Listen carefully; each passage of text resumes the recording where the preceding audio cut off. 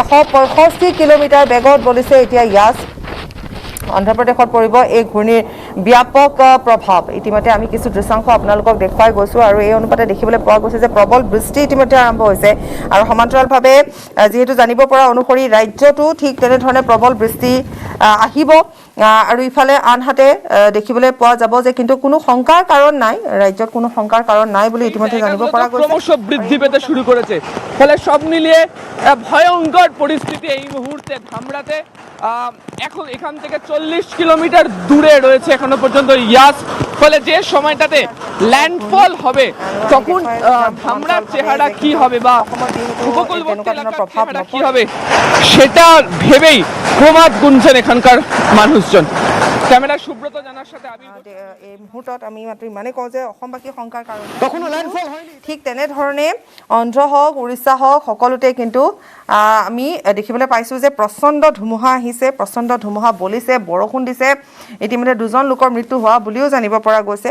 165 kilometre বেগত আহিছে ইয়াছ।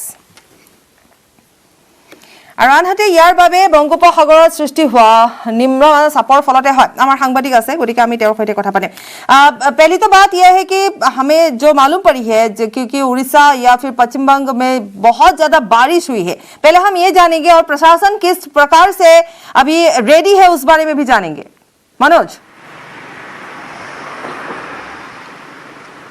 देखिए यहाँ लैंडफॉल की प्रोसेस शुरू हो चुके हैं और कुछ घंटे बाकी है जो ख़त्म होगा। आज पर इंफॉर्मेशन ऑफ एसआरसी उन्होंने बताया कि प्रोसेस चल रही है, थोड़ी देर बाकी है और उसी वक्त वहाँ से खास करके बालेश्वर भद्रक आसपास में विंड स्पीड ज़्यादा से ज़्यादा 150 से ज़्यादा है और उनका कहना है कि उनका इंफॉर्मेशन के मुताबिक वो धीरे धीरे मयूरभंज की तरफ से जा रही है और आज शाम तक यानी कल सुबह तक वो झारखंड जाएगी और उसका असर धीरे धीरे कम हो जाएगी। लेकिन आज जो लैंडफॉल सुबह 9 से शुरू हुए हैं अभी तक चल रहे हैं उसका असर देर शाम तक दिखाई देगा।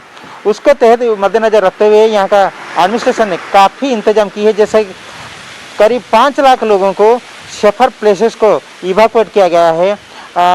जो भी एसओपी कोरोना का एसओपी फॉर्म पालन कर रहे हैं, मान रहे हैं वो सारे लोग।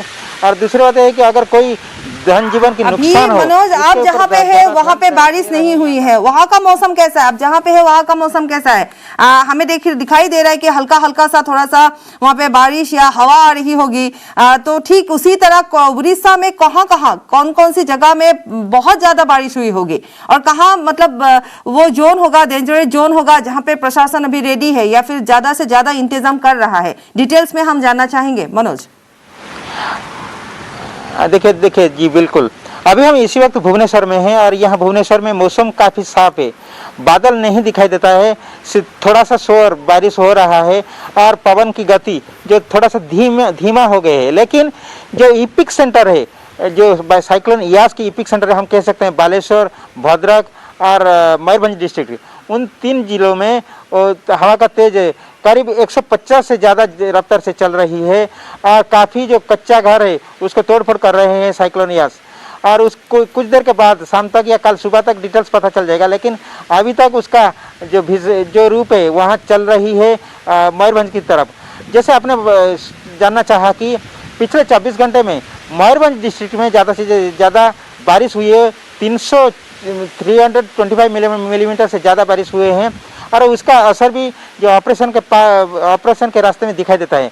तो उसके ध्यान में रखते हुए एडमिनिस्ट्रेशन ने स्पेशल ऑफिसर को डिप्लॉय किए हैं। एडमिनिस्ट्रेशन ऑफिशियल्स को निर्देश दी है कि वो सारे जैसे कोई जीरो कैजुअल्टी हो। तो ओवरऑल हम बता सकते हैं कि यहाँ का सरकार ने काफ़ी कोशिश की और सरकार का कोशिश भी अभी भी बरकरार है, जैसे जीरो अभी सरकार वहाँ पे कोशिश की, प्रशासन कोशिश की। आपने कहा कि कहीं कहीं जिस जगह में अभी बारिश हो रही है उस बारे में आपने कहा, भुवनेश्वर में अभी कुछ नहीं है, मौसम अच्छा है, ये भी आपने कहा। हम ये भी जानना चाहेंगे कि लोगों में अलर्टनेस कितना है, उनको समझाया गया कि नहीं कि ये यास है जो कि बहुत ज्यादा मतलब खतरनाक हो सकता है, तो वो लोग सावधान रहे, घर पे रहे, सुरक्षित स्थान पर रहे। इस बारे में उन लोगों का अलर्ट किया गया कि नहीं, या फिर जहां पे मतलब होने के चांसेस है वहां पे भी लोग घूमते फिरते हैं, उन लोगों को बताया गया कि नहीं? अलर्टनेस के बारे में थोड़ा सा जानेंगे, अवेयरनेस के बारे में थोड़ा सा जानेंगे। देखिए बिल्कुल पिछले 2 सालों में 2 साइक्लोन आया था, जैसे फनी आया था, उसके बाद अम्फन आया था और अभी यास। तो यहाँ का एडमिनिस्ट्रेशन है, यहाँ का लोगों ने, जो अफेक्टेड डिस्ट्रिक्ट है खास करके कोस्टल डिस्ट्रिक्ट, उन लोगों ने ज़्यादा होशियार बन गए हैं। और इसी वक्त जो यास से पहले एडमिनिस्ट्रेशन ने ऐलान की थी कि सारे लोगों को सेफर प्लेसेस को जाने के लिए, और उसको ध्यान में रखते हुए सारे लोगों ने, करीब 5 लाख लोगों को इवैक्यूएट किया गया है सिर्फ 2-3 दिन में। और ये एक बड़ी कोशिश है प्रशासन की, तो जैसे जीरो का जल्दी तरफ प्रशासन फोकस दे रहे हैं। और आपने जैसे बताया कि यहाँ का एविएशन इंडस्ट्री भी, एविएशन भी थोड़ा रुक गई है। कल शाम से नेक्स्ट टुमारो शाम तक ही, टुमारो दिन तक वो चलेगी, एविएशन बंद रहेगी, इसकी निर्देश दिया गया है। तो काफ़ी कोशिश जारी है और काफ़ी इनिशिएशन भी जारी है। जी मनोज, चलिए आप भी सुरक्षित रहिए, सावधान रहिए। और मनोज, इस वक्त आपको शुक्रिया।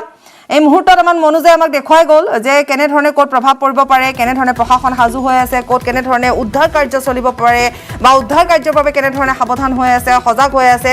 ৰাইজকো ঠিক তেনেধৰণে বুজাব পৰা গৈছে, ৰাইজকো বুজাইছে যে ঘৰতে থাকক, কাৰণ ঘৰত থাকি বা সুৰক্ষিত স্থানত কিছু সংখ্যক লোকক, যি সাগৰীয় উপকূল অঞ্চলত বাস কৰে, তেওঁলোকক তাৰ পৰা উদ্ধাৰ কৰি সুৰক্ষিত স্থানলৈ লৈ যোৱা হৈছে। তাৰ মাজতো কোভিডৰ SOP কিন্তু মানি চলা হৈছে।